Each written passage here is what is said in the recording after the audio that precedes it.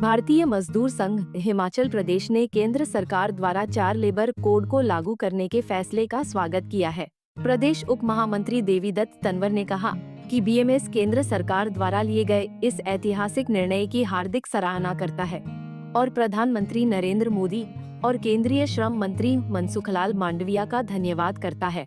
उन्होंने बताया कि लंबे समय से प्रतीक्षित इन लेबर कोड को देश के कार्यबल के सम्मान, सुरक्षा और कल्याण को ध्यान में रखते हुए लागू किया गया है। बीएमएस का कहना है कि यह फैसला श्रमिकों के हित में एक बड़ा कदम है। साथ ही संगठन ने 2 लेबर कोड में कुछ जरूरी संशोधन कर श्रमिकों के हितों को और मजबूती देने की मांग भी उठाई है। भारतीय मजदूर संघ अभी गत सप्ताह भारत सरकार द्वारा जो 29 पुराने श्रम कानूनों को मर्ज करके 4 नए श्रम कानून बनाए गए हैं। उन श्रम कानूनों का भारतीय मजदूर संघ जो ऐतिहासिक कानून श्रमिकों के हित में बने हैं उनका पुरजोर स्वागत करता है, अभिनंदन करता है। इसमें 4 जो कानून बने हैं, वेतन संहिता 2019, सामाजिक सुरक्षा 2020 और औद्योगिक संबंध संहिता 2020 और occupational health safety and conditional work 2020। इन 4 कानूनों में वेतन संहिता में अंतिम छोर में खड़े श्रमिक को भी न्यूनतम वेतन का लाभ मिलने वाला है, जो कि एक भारतीय मजदूर संघ की बहुत पुरानी मांग थी। उसको लेकर भी भारतीय मजदूर संघ इस निर्णय का हार्दिक स्वागत करता है। और अब इन कानूनों के तहत सभी प्रतिष्ठानों को नियुक्ति पत्र देना अनिवार्य होगा। सामाजिक सुरक्षा को लेकर चाहे वो असंगठित क्षेत्र में कार्यरत हमारे श्रमिक हो, गिग वर्कर्स हो, प्लेटफार्म वर्कर्स हो, खनन से जुड़े हुए सभी श्रमिकों को जो अभी तक ईएसआई और ईपीएफ के दायरे में नहीं आते थे, उनको भी ये सभी लाभ मिलने वाले हैं।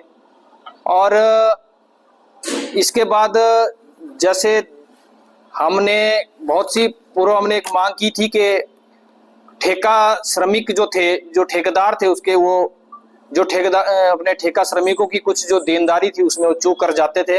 लेकिन इस स्थिति में इन नए कानूनों के तहत मुख्य जो नियोक्ता होगा, जो उद्योग होगा, वो उन ठेका श्रमिकों की जो भी देनदारी होगी उसको करने का उत्तरदायी जो होगा वो उसके बीच होगा। ऊपर से ईएसआई और ईपीएफ को, ईएसआई का जो दायरा था वो अब पूरे भारतवर्ष में कर दिया गया है, जो कि एक भारतीय मजदूर संघ की बहुत बड़ी मांग थी।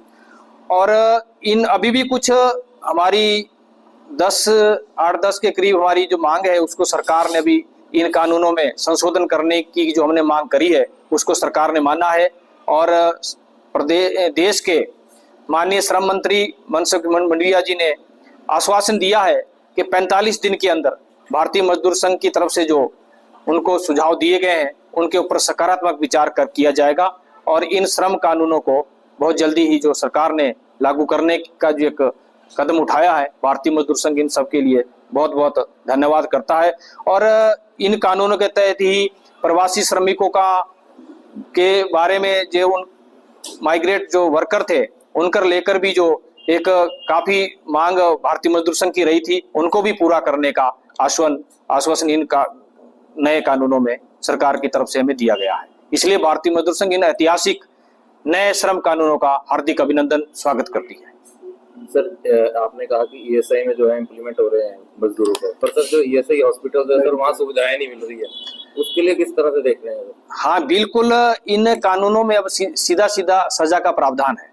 पहले क्या होता था कि लेबर इंस्पेक्टर को ही एक आपराधिक मामला दर्ज करने का अधिकार था, लेकिन पहली बार भारतीय मजदूर संघ की डिमांड पर पहली बार इन कानूनों के तहत हमें श्रमिकों को और मतलब श्रमिकों में कार्यरत जितने भी जो अपने हमारी ट्रेड और ऊपर से ट्रेड यूनियनों को भी सीधा न्यायालय में जाने का अधिकार है।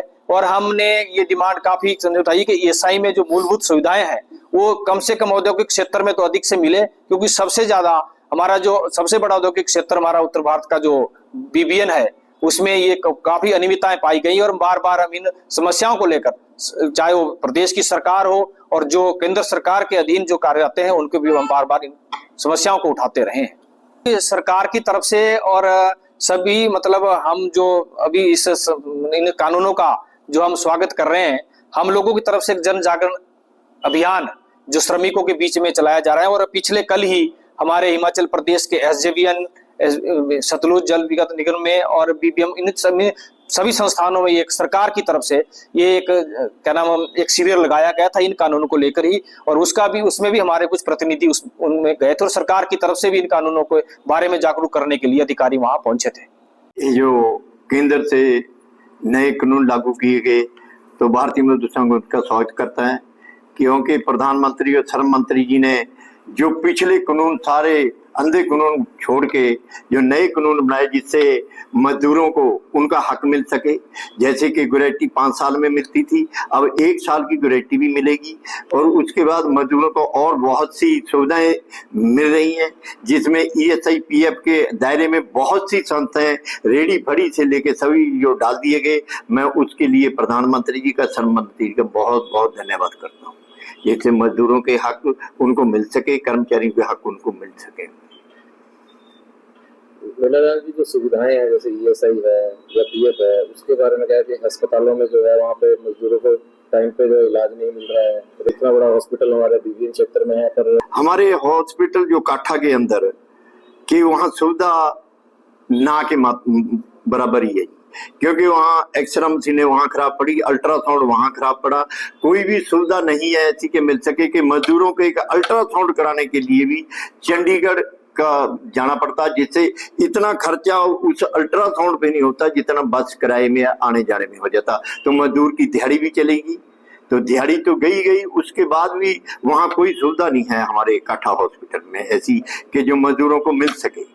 अब एक्सरा कराना, एक्सरा मशीन खराब है, वहां इनके पास डॉक्टर नहीं है, अल्ट्रासाउंड के डॉक्टर नहीं है, तो इसको मजदूर क्या करेगा, क्योंकि पैसा जो डॉक्टरों की तनख्वाह या उनके स्टाफ की तनख्वाह वो मजदूरों से और उद्योगपतियों से ही निकल रही। हम केंद्र सरकार से या राज्य सरकार से कुछ नहीं ले रहे, हम अपना पैसा दे के सुविधा मांग रहे, वो सुविधा भी नहीं हमारे को मिल रही। जो यहाँ के खास करके डॉक्टर हैं कि वहां को लिखते जहां इनको कमीशन मिलती है, कि अपने इनका सारा खराब पड़ा वहां ढांचा, कि ढांचा खराब होने का मतलब है कि बाहर से ये एक्सरे कराएंगे, जो एक्सरे के डूडे हमारे से चार्ज लेते हैं और इनकी बीच में कमीशन होती, तो कमीशन करके ये वहां कोई सुविधा नहीं दे रहे काठा हॉस्पिटल के अंदर, या कोई डिस्पेंसरी के अंदर भी ऐसा ही है। डिस्पेंसरी के अंदर भी डॉक्टर उनके लिए लिखेंगे जहां इनके चेहते हैं, जबकि बत्ती के अंदर अल्ट्रासाउंड वगैरह एक्सरे हो सकते हैं, ये यहाँ ना करवा के चंडीगढ़ भेजते सब।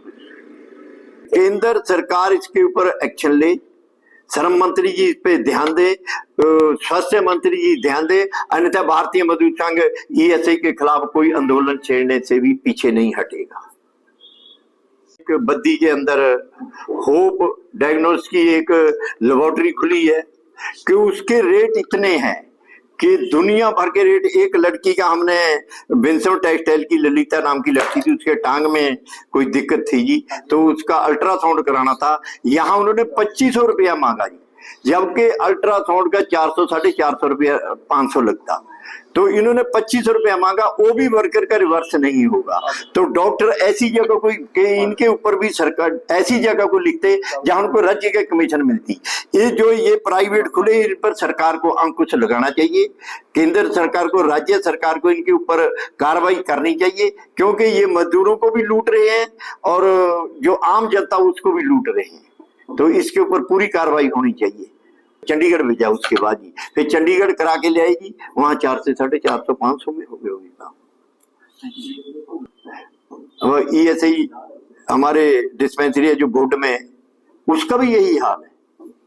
वहां एक डॉक्टर मुक्ता, वो अपनी मन मर्जी कर रहा, मजदूरों को वहां भेजता जहां उसको अच्छा ये मिलता, पैसा मिलता, ये और जगह भेजता नहीं। उसके कोई रिश्तेदार की भी है कहीं हॉस्पिटल, वहीं भेजता, तो बिल 2 नंबर में पास करते ये लोग।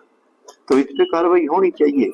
क्या राज्य सरकार क्या देख रही? राज्य सरकार के अंडर है डिस्पेंसरी है, तो इनको या राज्य सरकार उसमें अपना हिस्सा निकालें, हम केंद्र सरकार के साथ लड़ेंगे उसके लिए। पंजाब केसरी टीवी के लिए बद्दी से आदित्य चड्डा की रिपोर्ट। हमसे जुड़े रहने के लिए हमारे YouTube चैनल को सब्सक्राइब करें और नई वीडियो की नोटिफिकेशन के लिए बेल आइकॉन को दबाएं। अगर आप ये वीडियो Facebook पर देख रहे हैं तो लाइक जरूर करें और ज्यादा से ज्यादा शेयर करें। इसी तरह के और भी अपडेट्स के लिए फॉलो करें हमारा Instagram पेज himachal.kesri।